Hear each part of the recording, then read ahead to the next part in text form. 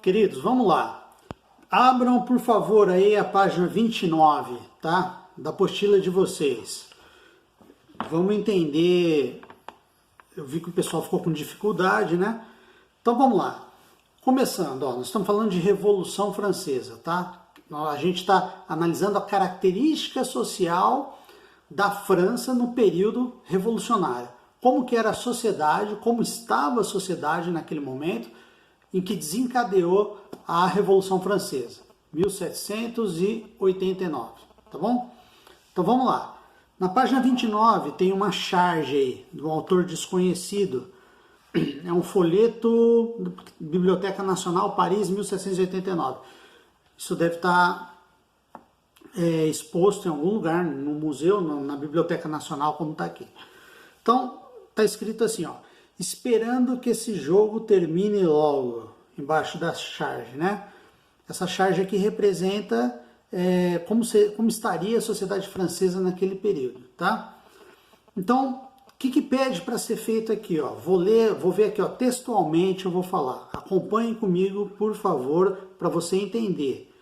Uma charge procura comentar por meio de desenhos e de forma exagerada algum acontecimento ou característica da sociedade. Está falando o que é uma charge.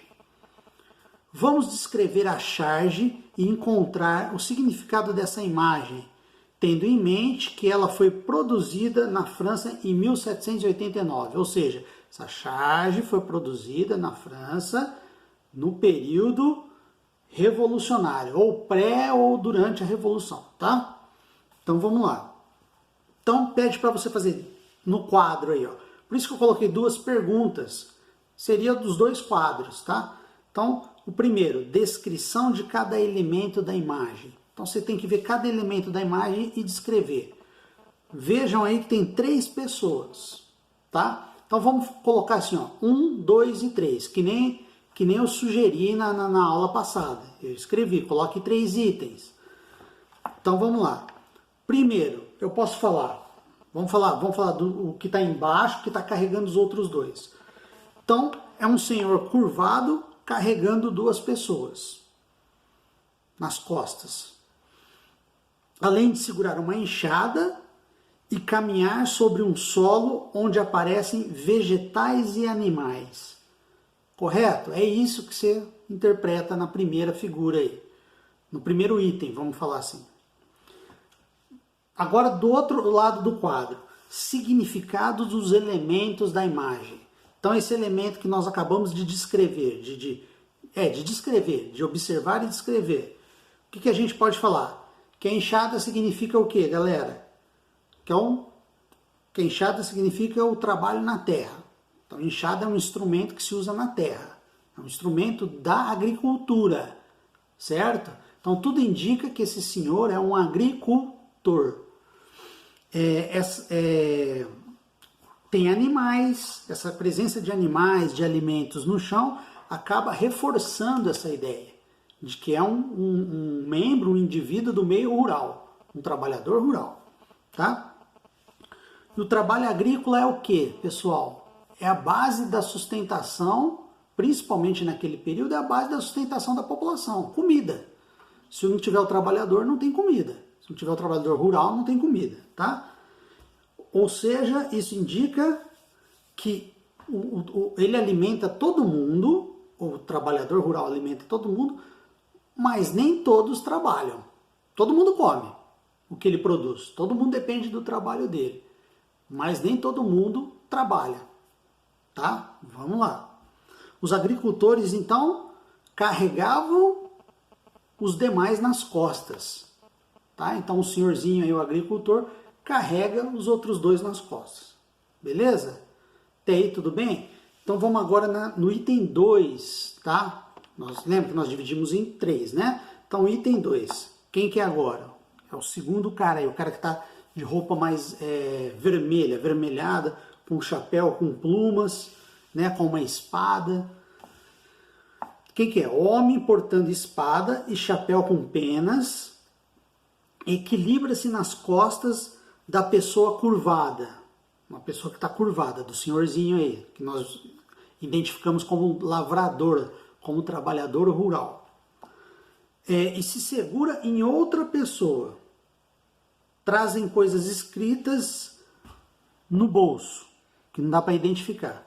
Então ele está, o segundo rapaz aí, segunda pessoa na figura, está em cima do agricultor e está segurando um outro no seu colo. Está se agarrando a um outro, tá? Então quem que é esse cara de chapéu de plumas, de roupa vermelha? A gente pode falar que, agora vamos interpretar o que nós descrevemos. A segunda pessoa representa a nobreza, que tem o poderio militar.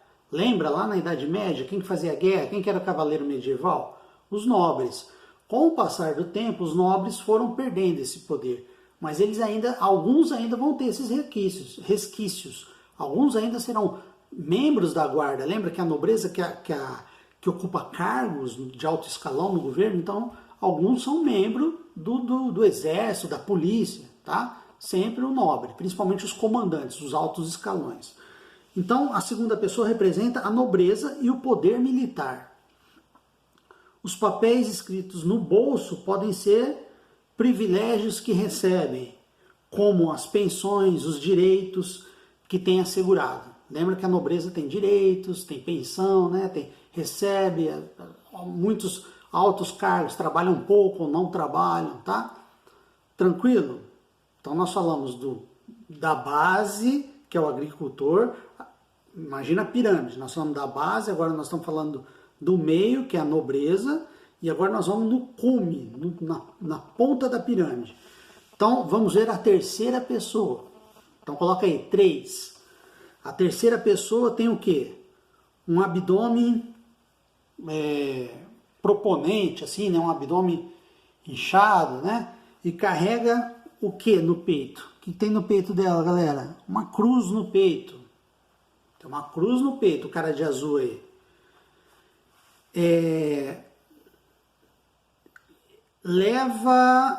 Ela, né? Essa pessoa de azul serve de apoio para a nobreza. A nobreza se apoia, ela está segurando. Ela está no senhor pendurado e está segurando no de azul para não cair. Esta se segura nela abraçando-a, né? Gente, o que é isso? Quem que é esse cara de azul? Vamos interpretar agora, nós já descrevemos quem que é ele. Então essa terceira pessoa, esse cara de azul aí, representa quem que é o topo da pirâmide? O clero, os membros da igreja, tá? O clero, a posição em que está na charge, mostra a aliança entre quem que está um se apoiando ao outro, o clero e a nobreza. Eles se aliaram. Pode ver que o nobre está abraçando o cara, não está segurando de forma agressiva, está segurando, está se apoiando, tá? O abdômen prominente mostra que se alimenta bem, não é uma pessoa, né?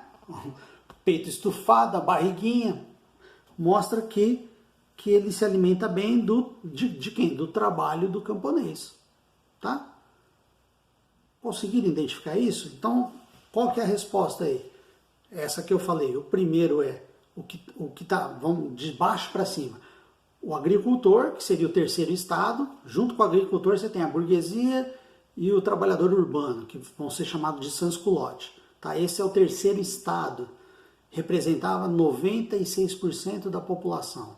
É quem trabalhava, quem carregava os outros 4% nas costas, que era a nobreza e o clero. O clero colocava na cabeça da população que tinha que obedecer, que não sei o que, fazia lavagem cerebral. Com isso a nobreza conseguia se garantir, não trabalhar, ter privilégios, né, ter direitos.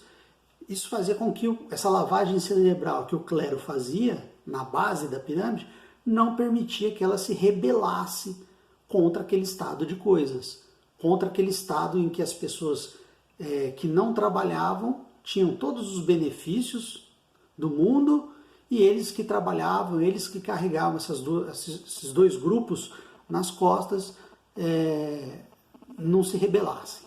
Tá? Então essa era a sociedade no período revolucionário.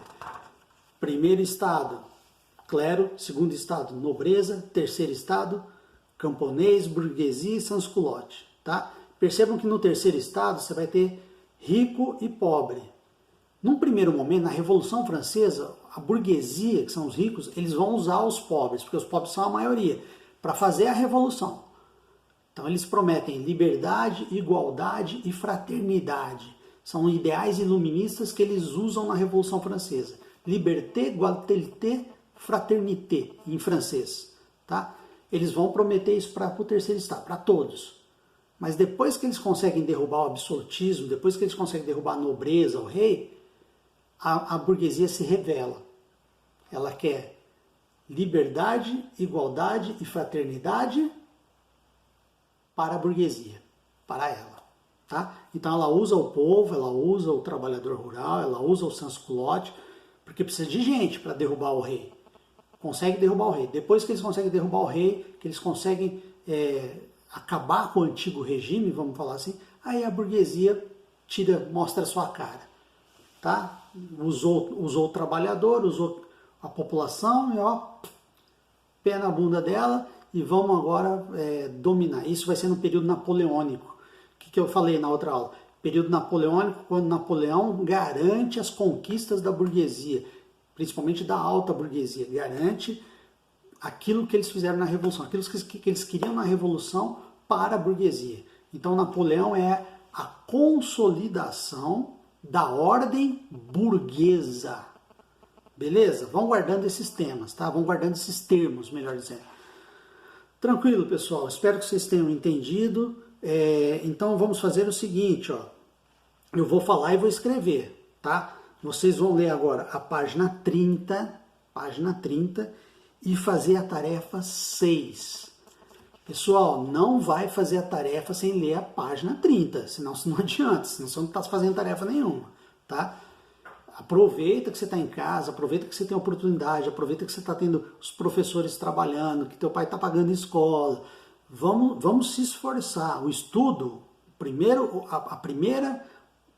interessado no estudo é você mesmo, tá? Não adianta o professor estudar, preparar a aula, se matar da aula e você não fazer a sua parte, tá? Então o que você tem que fazer agora? Página 30, leia, releia, treleia, até entender. Vai com calma, pega o dicionário, vai no Google, vê os termos que você não está entendendo, tá? Lê a página 30, depois que você leu, depois que você está suficiente, bom, entendi, acho que agora eu consigo responder algumas questões sobre ela. Aí você vai na tarefa 6 e tente responder a tarefa 6. Ah, não entendi uma pergunta. Volta na página 30, no texto, releia outra vez. É assim que faz, pessoal, não tem jeito.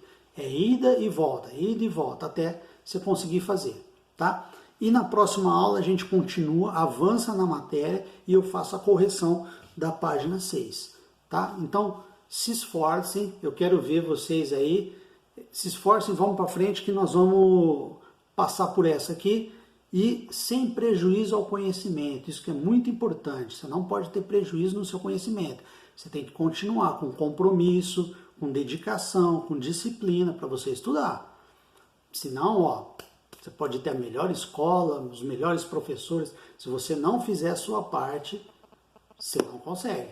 Tá bom? Então conto com vocês e qualquer coisa é só mandar pergunta, só alguma dúvida que eu estou à disposição.